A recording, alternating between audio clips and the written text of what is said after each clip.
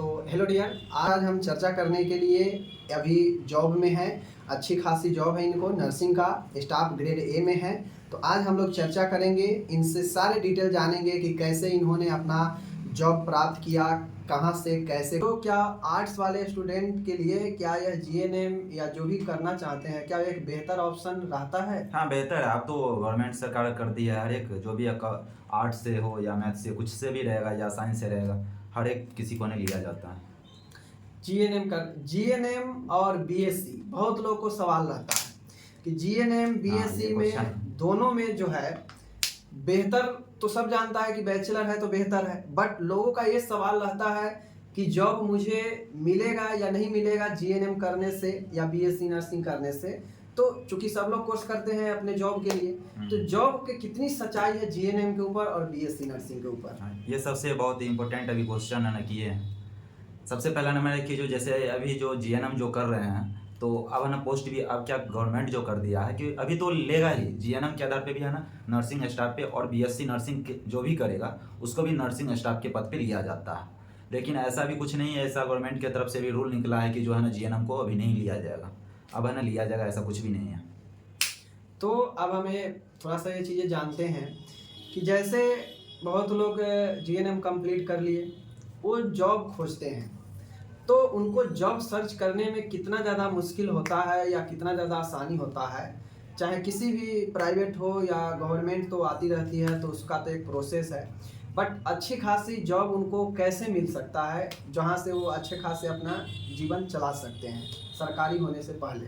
चलिए, ये भी आपका क्वेश्चन बहुत ही अच्छा है, बहुत ही इम्पोर्टेंट है ये आप सभी लोगों के लिए ना। कहते हैं कि जो पहला नंबर तो पढ़ाई सबसे बढ़िया ना करना चाहिए। स्टडी जो होता है वो पढ़ाई टाइम में जो भी क्लास स्टूडेंट लाइफ जो होता है उस टाइम में ना बहुत बढ़िया तरह से ना पढ़ाई करना चाहिए, और सेल्फ स्टडी सबसे ज़्यादा इम्पोर्टेंट रहता है। सेल्फ स्टडी के द्वारा ही आज हम इस मुकाम तक पहुँचे हैं। बिल्कुल बिल्कुल। तो मैं बार बार यही चीज़ आप लोगों को कहता भी हूँ कि अपना से खुद से पढ़ाई बेहतर होना चाहिए। और आप कोई भी प्राइवेट में जाते हैं तो प्राइवेट का थोड़ा सा अच्छे खासे, मैं ये प्राइवेट के ये नहीं बात कर रहा हूँ, क्योंकि बहुत सारे हॉस्पिटल बहुत सारे पड़े हुए हैं जहाँ पे आपको 10,000 8,000 पर भी रखा जाता है, बट नहीं, मैं अच्छे संस्थान की बात कर रहा हूँ। एक अच्छे संस्थान में कैसे जो है प्रोसेस जो है किया जाता है बहाली का, जहाँ से अच्छे सैलरी जिस संस्थान में मिलते हैं, बड़े बड़े जो चैरिटेबल हॉस्पिटल है या कॉरपोरेट हॉस्पिटल है, उसमें जाने के लिए कैसे इन किया जाता है उसमें? जैसे अभी तो बिहार में हो गया, सबसे अभी तो चल रहा है, जैसे हो गया महावीर कैंसर संस्थान हो गया, या टाटा मेमोरियल का भी जो है भाभा होमो जो है मुजफ्फरपुर में है, ये सब या ऑल इंडिया लेवल पे जैसे टाटा मेमोरियल है, ये सब बहुत ही सरकारी के बाद अगर जॉब की बात की जाए तो यही सब संस्थान है। ये सब संस्थान है जो बहुत बढ़िया सैलरी देगा। इसके लिए क्या है, पढ़ाई सेल्फ स्टडी जो आप पढ़ाई स्टूडेंट लाइफ में जो करते हैं वो बढ़िया तरीका से कीजिए, ताकि किसी भी क्वेश्चन का सवाल हमें तुरंत हम दे सकते हैं। चलिए, तो ये भी चीज़ें हैं, आपको बढ़िया से स्टडी करना पड़ेगा। और जो स्टडी जैसे करते हैं तो सबसे ज़्यादा मेडिकल, सर्जिकल और एनाटॉमी इस चीज़ पे फोकस करना होगा। जैसे किसी भी तरह हॉस्पिटल में जा रहे हैं आप जॉब करने के लिए, तो वहाँ सबसे ज़्यादा बीमारी से रिलेटेड आता है, जैसे हो गया मेनिंजाइटिस क्या, इंसेफ्लाइटिस क्या, निमोनिया क्या, अस्थमा क्या, ट्यूबरक्लोसिस क्या, यही सब ज़्यादा चलता है। डायरिया क्या हो गया, कॉलेरा क्या हो गया, यही सब चीज़ के बारे में ज़्यादा जानकारी रखना पड़ता है। उसका प्रिवेंशन क्या, ट्रीटमेंट क्या, डायग्नोसिस क्या, सारा नॉलेज रखना है तो कोई दिक्कत नहीं होगा। अब लोगों को ये रहता है कि जैसे मान गए हमने जॉब किया सर्च, जैसे आपने नाम बताया, टाटा हो गया, महावीर कैंसर बिहार में एक बड़ा नाम है, उसके बाद मेदांता हो गया, बहुत सारे बड़े बड़े इंस्टीट्यूशन है जहाँ पे जॉब जो है अच्छे खासे सरकारी के बाद अच्छे सैलरी मिलता है। तो आखिर इन सब संस्थान में सैलरी का क्या रहता है सिस्टम, कितना तक सैलरी स्टार्टिंग हो पाता है स्टार्टिंग जीएनएम करने के बाद? क्योंकि बेसिकली जो होता है जीएनएम करने के बाद बीएससी का तो पूरा द्वार खुला रहता है, जीएनएम का मैं बात कर रहा हूँ। जीएनएम करने के बाद जैसे हो गया अभी बिहार में है सबसे ज़्यादा, अभी जैसे हो गया बिग अपोलो हो गया, महावीर कैंसर संस्थान हो गया, या टाटा मेमोरियल का भाभा होमो हो गया, तो इस समय वही है 18 कम से कम 25 से 30 हज़ार रुपया सैलरी देगा न्यूनतम। बिल्कुल। हमें ये जानना है कि क्या एक्सपीरियंस मैटर करता है, जरूरी ही होता है जॉब लेने के लिए, या फ्रेशर को भी लग जाता है इन सब में? नहीं, जॉब तो लगता है, उनका भी लगता है, बस यही है कि एक्सपीरियंस जो होता है बहुत ही बड़ा मायने रखता है किसी भी काम करने से पहले। बिल्कुल। तो उम्मीद हम यही तक करते हैं कि जिनका शायद एक्सपीरियंस हो उनको जल्दी ले लिया जाता है। हाँ। उम्मीद यही है।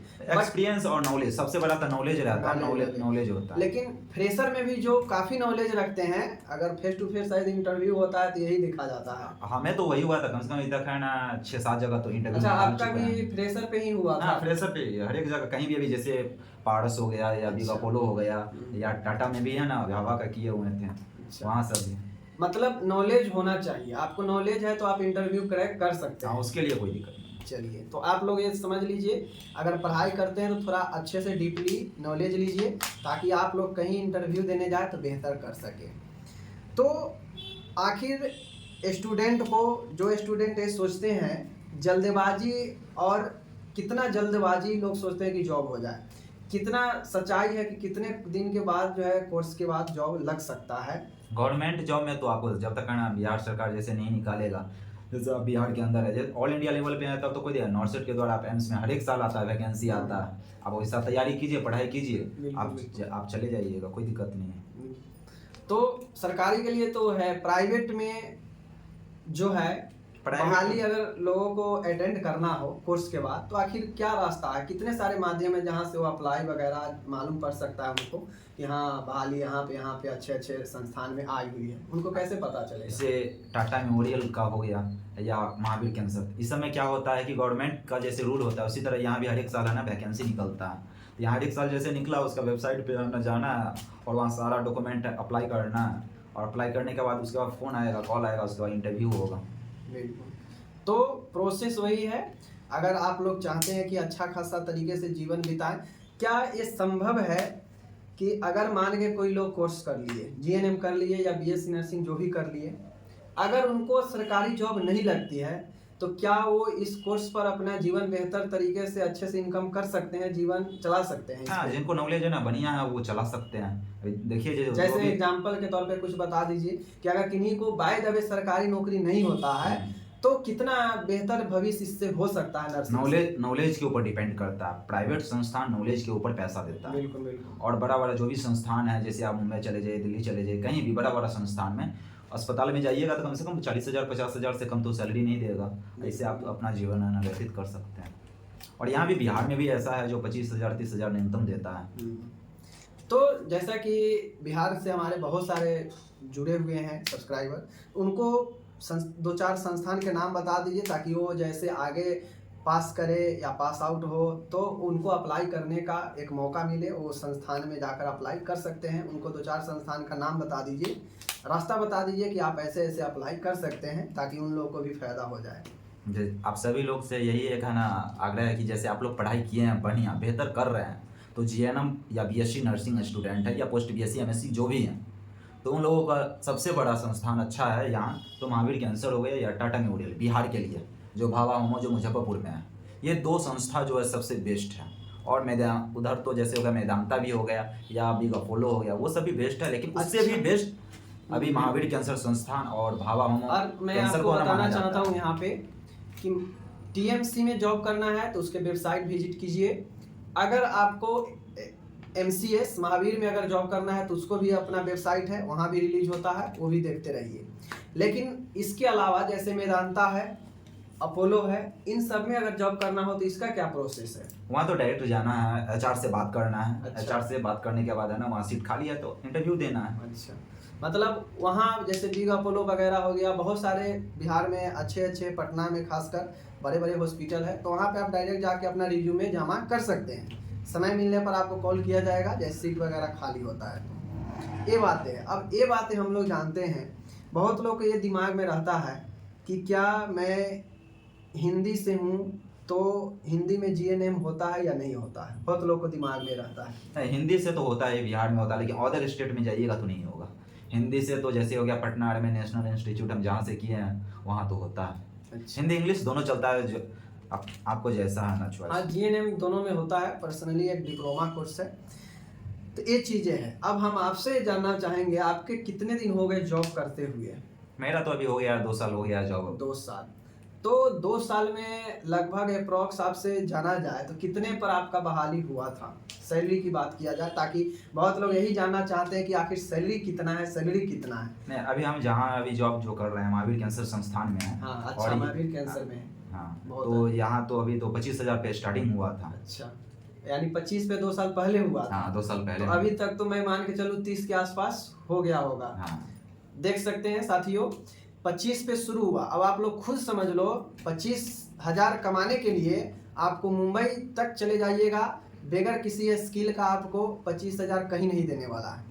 और बिहार में 25,000 एक अच्छे संस्थान में स्टार्टिंग होता है, वो सिर्फ और सिर्फ GNM BSc नर्सिंग का ही देन है। और भी इस पर धीरे धीरे बढ़ते रहता है, पर साल ईयर बढ़ता है, वो सब तो परमानेंट होने के बाद पर साल बढ़ते रहता है।